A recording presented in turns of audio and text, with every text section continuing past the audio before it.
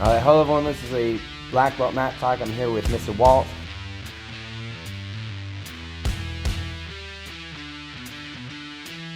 My name is Jason Walls. I've been doing martial arts for about 6 years. I'm 16 years old and I'm a first degree black belt. And what did you test for your first degree? What was the theme of that test? That was driving force test, and that was last year in 2018.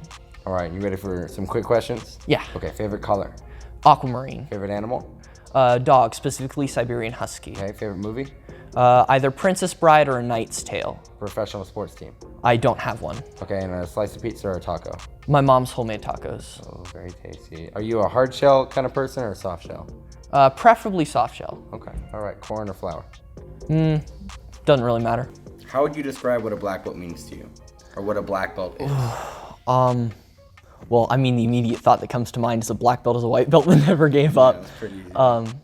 What my black belt means to me is kind of just a long period of my life that it was kind of a second home in a way.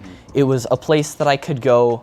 It was because I had my home life, I had my family, and then I had school, and then I had karate. It was just one of those central facets of my life.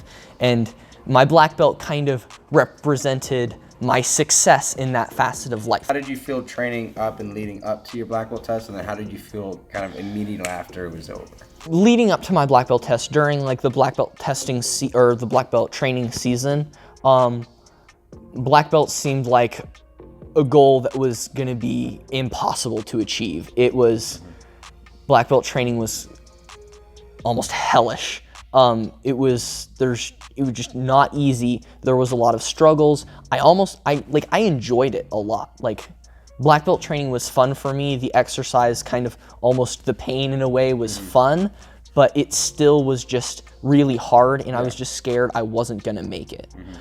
Right after I got my black belt was kind of strange because it's like not much changed. Like, you still kind of had the exact same feeling. It's not like how you might see in movies or how you might hear in books, like you go through this huge transformation as soon as it's done. No, it's like everything is exactly the same, except that this one goal that seemed completely unattainable, you just achieved. Right.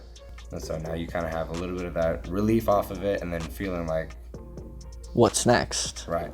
Hey, or everything you were doing beforehand, you were doubting yourself. Can I do it? Can I make it? Will I pass? And then all of a sudden it happens, and you get that sense of, wow, I really can. What else can I do? And there's also kind of this strange stage that happened, because that's the lead up and the end, but like the black belt test itself is kind of this intermediate part where it's like, if some of my best teachers have told me, tests are just a celebration of your learning. Yeah, I like that. It's kind of, well, I've done what I can do. Now I just have to show off, and at the end I'll know whether or not it was good enough. Right. Are there any other sports other than martial arts that you like to do? No, not really. Just nothing kind of struck your eye? I did soccer for a long time, but kind of quit that. Gotcha. So why did you start martial arts? Well, my mom was looking for martial arts for me because she thought it might help with, I have a really mild ADD thing, and she thought it might help with my focus issues, and also it was just another physical activity for me to do. Okay. And what was, or maybe still is, one of the more difficult techniques for you to be able to do in class? Well, it definitely was side kicks. That was really hard for me. Now it's more memorization more than anything else is my biggest trouble in martial arts. What got you through the side kicks then? Like you say, you're not as hard anymore. Well, one time I got my belt taken away. I believe it was for having worn it outside. And I believe it was you who assigned me 50 of every different kind of kick that I had to do as a wall kick in order for me to get my belt back. And I believe it was Choganum Jeff at the time, Jeff Brown, who helped me get through my 50 different side kicks from the wall. And that really helped refine my technique in a lot of ways. And you're welcome for that. Thank you, sir. Do you have any specific memories from your color belt days?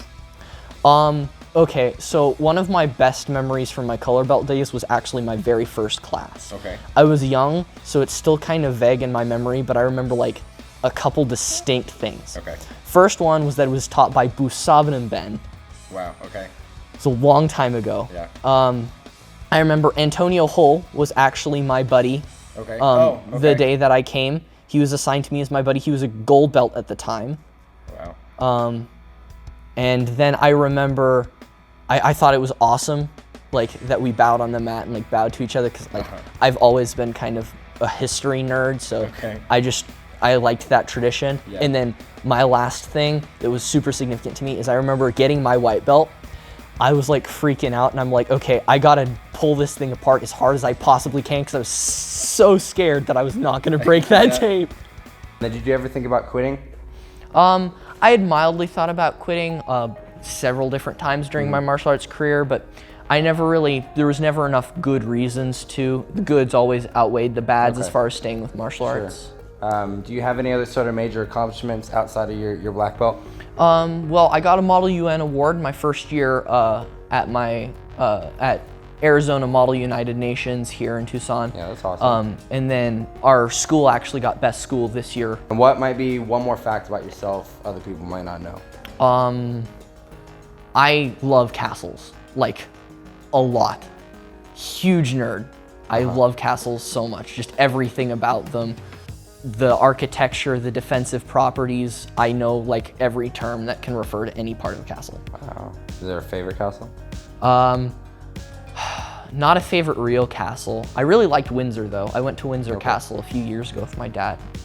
That was a pretty awesome castle. Finally, Jason, what would you say is maybe your favorite thing about martial arts, or the community, or the training, or kind of the whole sense that you've been working in this past 6 years? Life skills. That's an easy one. There's so many other places where you can learn things. There's so many other places where you can get physical exercise.